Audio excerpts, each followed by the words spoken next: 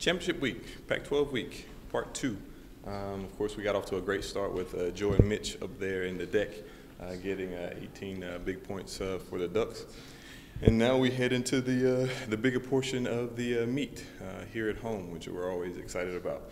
You can kind of feel a little bit of that excitement and that buzz in the air from the kids from the last few days of practice. So we're excited to get going, and of course it'll be a dogfight like all the Pac-12 championships, which we're looking forward to doing battle.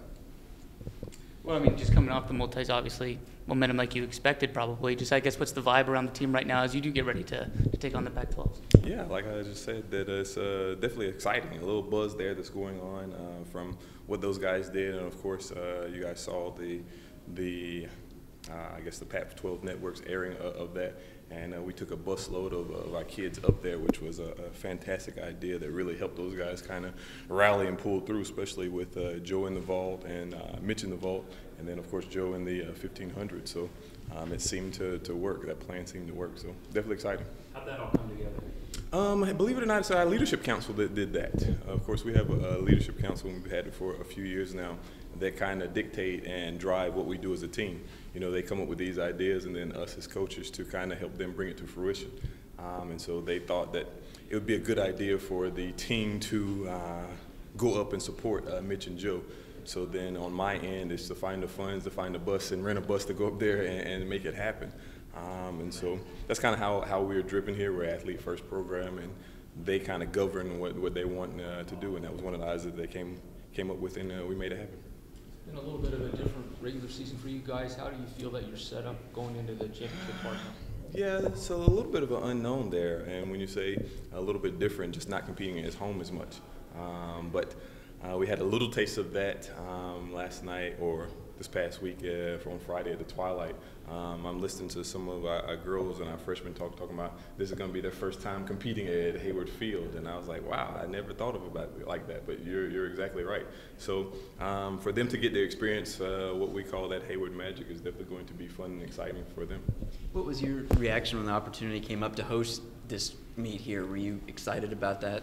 Yeah, anytime, of course, you know, in the Pac-12 and how they do it, you only get to do this once every 12 years. And we've probably been fortunate to do it a lot more than that. So for the opportunity to partner with Oregon State and Kelly Sullivan and what he's doing there in his program, to partner with them and to do this part of it is definitely a crown jewel and a feather in our cap. Anything we can do to help out Kelly, of course, as well as the Pac-12 meet, we're more than willing to do. So to do it here at home, there's probably part of me that feels like I wish we could host this all, but it's probably not fair to the other conferences because some things happen for those programs when they are able to host some of the championships. How important? Go ahead. You had a chance to look at the entries. Anything surprise you or? Yeah, a couple things there. SC is probably doing a lot on the women's side to win the meet. They put some girls in some events that I thought were a little different. You see Amelie there in the high jump, some of their other girls there in the 200. A little unsuspected, but pretty much par for the course outside of those two. Olivia Baker, which maybe shouldn't be such a surprise because she did it last year, running the quarter. So little things like that. Grant Fisher in the 15 instead of the 15 in the 5.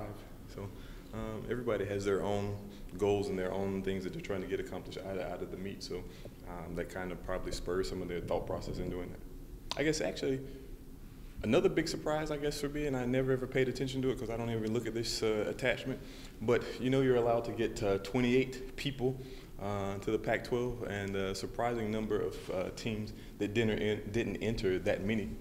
So.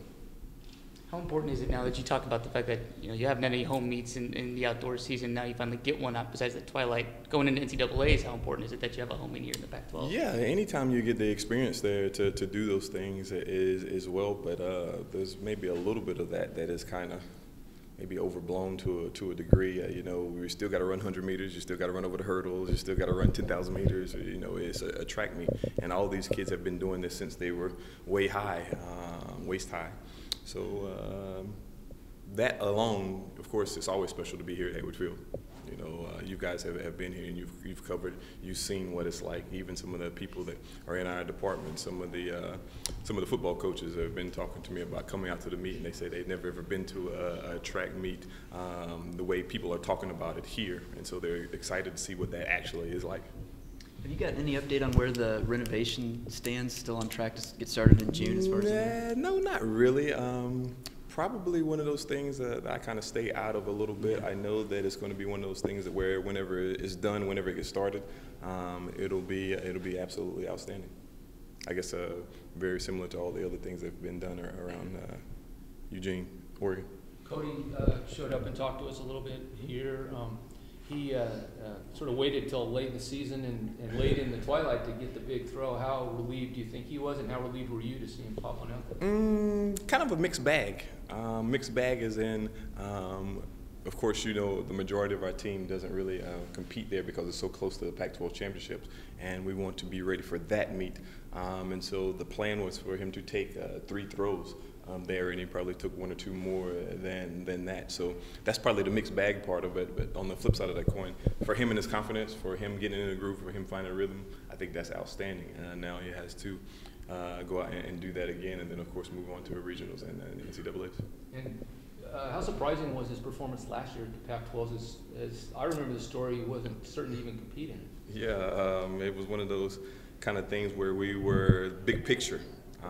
And maybe the Pac-12 wasn't part of that big picture, but of course we always consult with the athlete, and of course true to form, he wanted to do it, and so he kind of drove that wagon with our blessings. And then of course almost the same scenario that I'm describing to you now is he was supposed to throw just a few times and then move on based on some protection and some injury type things.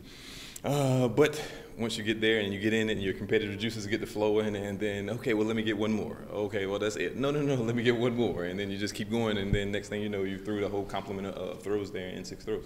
And won the meet. And won the meet. Yeah, him and Isaacs, 1 and 2, so definitely good stuff.